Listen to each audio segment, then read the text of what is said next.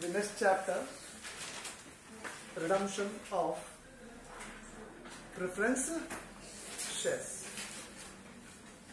Redemption of preference shares. Now, you are supposed to know what is the redemption of preference shares. The name itself which indicates that redemption. Redemption andre repayment. Redemption andre no? Repayment. For example, you can take bank in the ಸಾಲ ತಗೊಂಡ್ರೆ ನೀವು ವಾಪಸ್ ಕಟ್ಟಬೇಕಾ ಬಿಡ್ವಾ? ವಾಪಸ್ ಕಟ್ಟೋ ಪ್ರಕ್ರಿಯೆಯನ್ನು ಏನು ಅಂತ ಹೇಳೋದು? Redemption, repayment. Repayment is called as a, in the technical term, which is commonly called as a redemption. Redemptions. For example, you can take the company ಗೆ preference ಹಣ ಬೇಕಿತ್ತು, preference share issue ಮಾಡಿದ್ರು, preference share issue ಮಾಡಿದ್ರು. After the expiry of the period is over, that preference share should get it redeemed. Should we get it redeemed? ಯಾರು ಬಂಡವಾಳ ಹಾಕಿದ್ದಾರೋ preference share ಅವರಿಗೆ ವಾಪಸ್ ಕೊಡಬೇಕು. ವಾಪಸ್ ಕೊಡಬೇಕು. ವಾಪಸ್ ಕೊಡುವಂತ ಪ್ರಕ್ರಿಯೆಯನ್ನು ಹೇಳುವಂತದ್ದು redemption of preference shares. Redemption of preference share. How the preference share will be get it redeemed? How the preference share will be get it redeemed? What are the rules and regulations to be followed? What are the rules and regulations to be followed? ಇದರಲ್ಲಿ rules and regulation ಏನು ಮಣ್ಣಗಟ್ಟೆನೂ ಇಲ್ಲ. It is very very simple. Very very simple. ನಾನು problem work out ಮಾಡುವಾಗ you will get to know that. Problem work out ಮಾಡುವಾಗ you will get to know how the preference share will get redeemed, how the preference share will get it redeemed. Now, I will start with one question. I will work out two questions today. ಒಂದು ಇವಾಗ ಮಾಡ್ತೀನಿ. Section B, question number 6. Section B, question number 6. Section B, question number 6. Question number 6. Listen here. I will read the problem now. Question number 6. The following is the balance sheet of Kamakshi Limited as on 31st December 2009. Capital 1006% preference shares of 100 each, 1 lakh. Preference share ಎಷ್ಟಿದೆ? 1 lakh. ಇವಾಗ ನಾವು ಮಾಡ್ತಾ ಇರೋದು ಕೆಲಸ ಎಲ್ಲ ಯಾತಕ್ಕೆ? ಆ 1 lakh ಅನ್ನ ವಾಪಸ್ ಕೊಡ್ಲಿಕ್ಕೆ. ಅದೇ 1 lakh ಅನ್ನ ನೆಕ್ಸ್ಟ್ ಹೊಸ ಬ್ಯಾಲೆನ್ಸ್ ಶೀಟ್ ಮಾಡುವಾಗ ಹೊಸ ಬ್ಯಾಲೆನ್ಸ್ ಶೀಟ್ ಅಲ್ಲಿ ಆ ಪ್ರಿಫರೆನ್ಸ್ ಶೇರ್ ಕೂಡದು ಅದನ್ನು ವಾಪಸ್ ಕೊಟ್ಟಿರಬೇಕು. ವಾಪಸ್ ಕೊಟ್ಟಿರಬೇಕು. At the time redrafting balance sheet. ಮತ್ತೆ 20,000 equity shares of 10 each. ಅದರಲ್ಲಿ ಏನು ಸಮಸ್ಯೆ ಇಲ್ಲ. Profit and loss, creditors, bills payable, opposite the building, plant, cash. The company resolved to redeem the preference shares at 5% premium out of profit. Preference share ಅನ್ನು ಏನು ಹೇಳ್ತಾನೆ? 1 lakh preference share ಇದೆ. Preference shares ಎಷ್ಟಿದೆ? 1 lakh ಇದೆ. This will be get it redeemed at a premium of 5%. 5% ಜಾಸ್ತಿ ಕೊಡ್ತಾ ಇದ್ದಾರೆ. 2% ಜಾಸ್ತಿ ಕೊಡ್ತಾ ಇದ್ದಾರೆ. 2% ಅಂದ್ರೆ ಎಷ್ಟಾಯ್ತು? 2,000. ಟೋಟಲ್ ಎಷ್ಟಾಯ್ತು? 1,02,000. 1 ಲಕ್ಷ ಕೊಡುವಲ್ಲಿ ಎಷ್ಟು ಕೊಡ್ತಿದ್ದಾರೆ? 1,02,000 at a premium. Now, at the time of redemption of preference shares,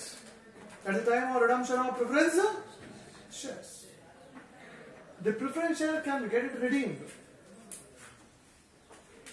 either from profit and loss. ಅರ್ಥ ಮಾಡ್ಕೊಳ್ಳಿ. ಪ್ರಾಫಿಟ್ ಅಂಡ್ ಲಾಸ್ ಇಂದ ರಿಡಂಪ್ಷನ್ ಮಾಡಬಹುದು.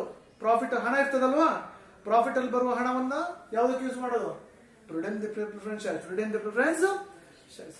ಪ್ರಾಫಿಟ್ ಅಂಡ್ ಲಾಸ್ ಇಲ್ಲ ಅಂದ್ರೆ ರಿಸರ್ವ್ ಫಂಡ್, ಹಳೆಯ ಪ್ರಾಫಿಟ್ ಗಳು ಇರ್ತದಲ್ಲ.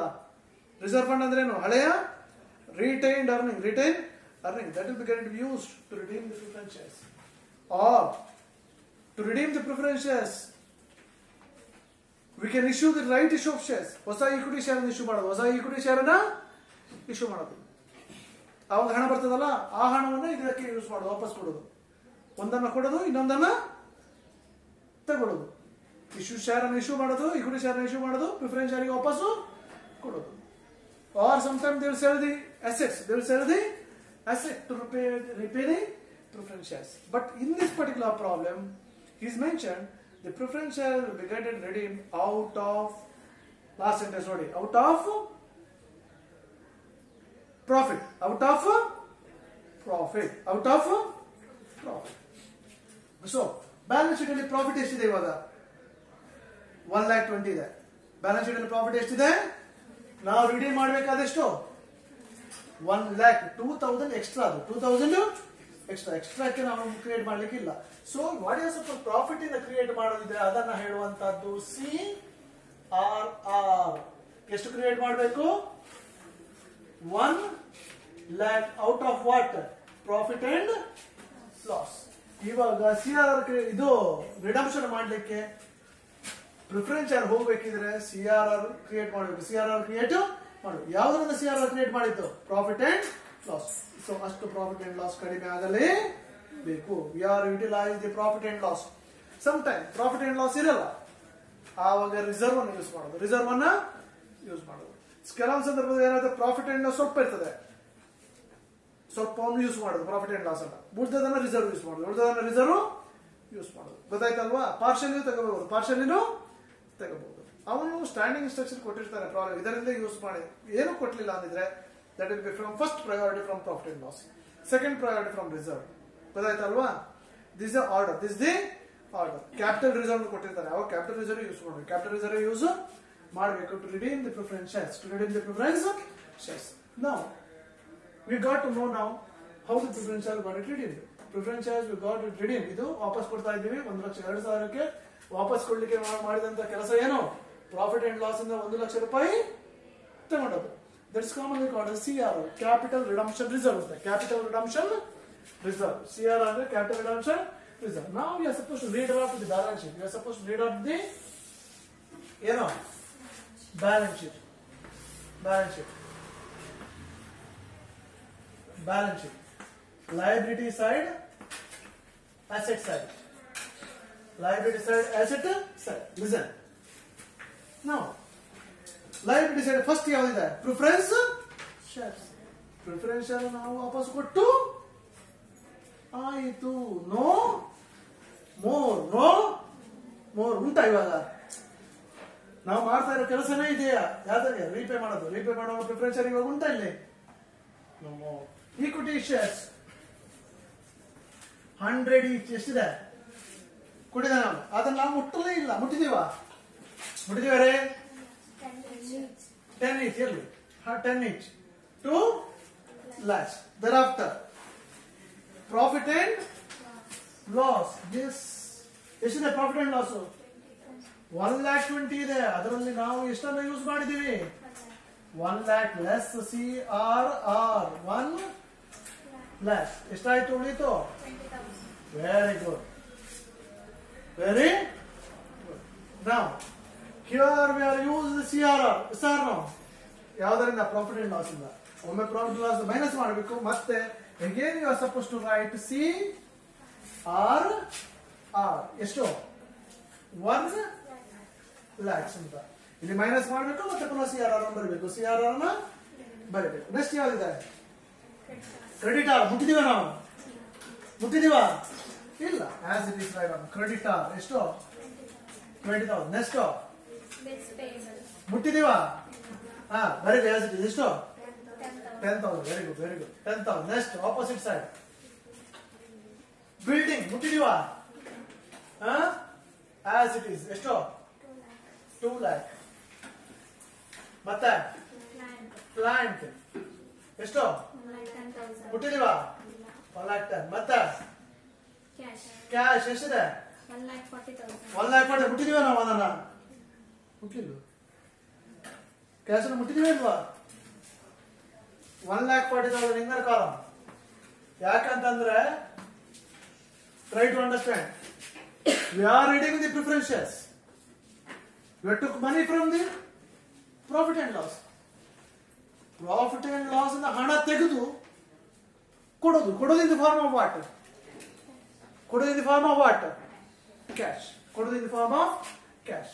So here less redemption ಎಷ್ಟು? 1,05,000. 1,05,000 ಎಷ್ಟಾಯ್ತು? 35,000. ಸರಿ ಅಲ್ವಾ? 1,05,000, 35. But I made one mistake here. CRR minus ಮಾಡಿ 20,000 ಉಳಿತು, ಹೌದಾ ಅಲ್ವಾ? ಮತ್ತೆ ಇಲ್ಲಿ 2,000 ಎಕ್ಸ್ಟ್ರಾ ಕೊಡ್ತಾ ಇದ್ದೀವಿ. ಇದು 1,05,000 ಅಲ್ಲ, 1,02,000. ಇದೆಷ್ಟಾಗುತ್ತೆ ಅವಾಗ? 38,000. SR. ಬಟ್ ಇಲ್ಲಿ CRR 20,000 ಉಳಿತು, ಹೌದಲ್ವಾ? ಇಲ್ಲಿ ನಾವು ವಾಪಸ್ ಕೊಡುವ 1,00,000 ಕೊಡುವಲ್ಲಿ ತಗೋ 2,000 ಎಕ್ಸ್ಟ್ರಾ ತಗೊಳ್ತಾ ಇದೀವಿ. SR. ಕಂಪನಿಯದು ಪ್ರಾಫಿಟ್ ಲಾಸ್? 2,000 profit loss? ನಮಗೆ ಪ್ರಾಫಿಟ್ ಆಗಿರ್ಬೋದು, ಕಂಪನಿಗೆ ಲಾಸ್. 2,000 ರೂಪಾಯಿ ಲಾಸ್. 2,000 ರೂಪಾಯಿ ಲಾಸ್ ಅಂತಂದ್ರೆ ಅದನ್ನ loss will be set of against profit and loss on less premium 2,000. Outer column 18,000. That's all. Do the total. Do the total. ಎಷ್ಟು? 2 lakh? 3,48,000.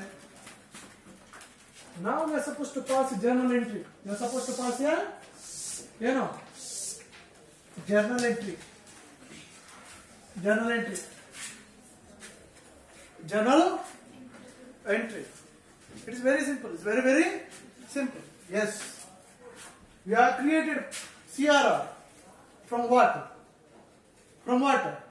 ಯಾವ್ದ್ರಿಂದ create ಮಾಡಿದ್ವಿ CRR? ಯಾವ್ದ್ರಂದ್ರೆ profit and loss. First entry profit and loss account debtor to CRR. That is ಎಷ್ಟು create ಮಾಡಿದ್ದು? Very good. 1 lakh being CRR created out of profit and loss. Created out of profit and loss. Sarina? We have created not only the CRR, but we paid 2,000 extra from profit and loss. For what purpose we are paid 2,000 extra? For the premium. So, profit and loss account data to premium on redemption of preference share. ಎಷ್ಟು? 2,000. Being premium settled against profit and loss. Being premium settled against profit and loss. Being premium settled against profit and loss. Are you catching these two entries? Profit and loss ತೆಗೆದದ್ದು CR. Again premium ತೆಗೆದಿದೆ, ಅದರಿಂದ profit and loss. Next, redemption ಮಾಡುವಂತ ಪ್ರಕ್ರಿಯೆಗೆ. Redemption ಮಾಡುವಂತ ಪ್ರಕ್ರಿಯೆ. Redemption ಎಷ್ಟು ಮಾಡ್ತಾ ಇದೀವಿ? 1,02,000. 1,02,000. Redeemable preference share account data ಎಷ್ಟು? 1,00,000. ಸರಿಯಾ? Premium on redemption of preference share account data ಎಷ್ಟು? 2,000.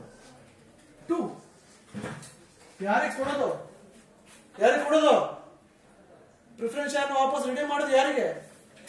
Preference share holders. Preference share holders ಎಷ್ಟು? 1,02,000. Being redemption took place. Being redemption took place. Redemption took place. ಅರ್ಥ ಮಾಡ್ಕೊಳ್ಳಿ. ನಾವು ಯಾವುದನ್ನೆಲ್ಲ ಮುಟ್ಟಿದ್ದೀವಿ ಅದಕ್ಕೆ ಮಾತ್ರ ಜನರಲ್ ಎಂಟ್ರಿ. ಮುಟ್ಟಿದ್ದಕ್ಕೆ ಮಾತ್ರ, ಮುಟ್ಟದ್ದಕ್ಕೆ ಜನರಲ್ ಎಂಟ್ರಿ ಇಲ್ಲ. ಇದನ್ನ ಯಾವ್ದಾದ್ರು ಮುಟ್ಟಿದೀವಿ ನಾವು? ಮುಟ್ಟಿದೀವಿ ಇಲ್ಲಿ ಮುಟ್ಟಿದೀವಿ. ಕ್ಯಾಶ್ ಕ್ಯಾಶ್ ಬರ್ತಾ ಹೋಯ್ತಾ? ಹೋಯ್ತು. ಕ್ಯಾಶ್ ಹೋಯ್ತು. ಆವಾಗ ಕ್ಯಾಶ್ ಕ್ರೆಡಿಟ್. ಯಾವುದು ಡೆಬಿಟ್ ಆಗಬೇಕು? ಯಾಕೆ ಇದು ಕ್ಯಾಶ್ ಹೋಯ್ತು? ಯಾಕೆ ಬೇಕಾಗಿ ಹೋಯ್ತು? ಕ್ಯಾಶ್ ಯಾಕೆ ಬೇಕಾಗಿ ಹೋಯ್ತು? ಪ್ರಿಫರೆನ್ಸ್ ಶೇರ್ ಹೋಲ್ಡರ್ಸ್ ಕೊಡ್ಲಿಕ್ಕೆ, ಹೌದಲ್ವಾ? ಆವಾಗ ಎಂಟ್ರಿ ಏನು? Redeemable preference shareholder account debtor to cash. Redeemable preference shareholders account debtor to cash ಎಷ್ಟು? 1,02,000. 1,02,000 being final payment made, being final payment made, being final payment made. ಯಾತಕ್ಕೆ cash ಹೋಯ್ತು? Preference shareholder ಕೊಡ್ಲಿಕ್ಕೆ. Preference share ಹೋಲ್ಡರ್ಗೆ ಬಂದದ್ದು ಯಾರಿಗೆ? Preference shareholder. So redeemable preference shareholders account debtor to cash. ಎಷ್ಟು ಕೊಟ್ಟದ್ದು? 1,02,000 ಇಲ್ಲಿ ಮಾಡಿದ್ದೀವಿ. ಸೊ 4 ಜನರಲ್ ಎಂಟ್ರಿ ಬಂತು. ಯಾಕೆ? 4 ಮುಟ್ಟಿದ್ದೀವಿ. 4 ಮುಟ್ಟಿದ್ದೀವಿ. 5 ಮುಟ್ಟಿದ್ರೆ 5 ಜನರಲ್ ಎಂಟ್ರಿ. 6 ಮುಟ್ಟಿದ್ರೆ 6 ಜನರಲ್ ಎಂಟ್ರಿ. ಎಷ್ಟೇ ಗೊತ್ತಾಯ್ತಲ್ವಾ? ಮುಟ್ಟಿದ್ದಕ್ಕೆ ಜನರಲ್ ಎಂಟ್ರಿ ಸಪೋಸ್ ಪಾಸ್. ಇದಕ್ಕೆ ಲೆಜ್ಜರ್ ಅಕೌಂಟ್ ಕೇಳಿದಾರ, ಅದನ್ನ ಮತ್ತೆ ಕೊನೆ ಮಾಡಿಸ್ತೀನಿ, ಇವಾಗ ಮಾಡಿಸೋದಿಲ್ಲ. Okay okay. Oh thank you.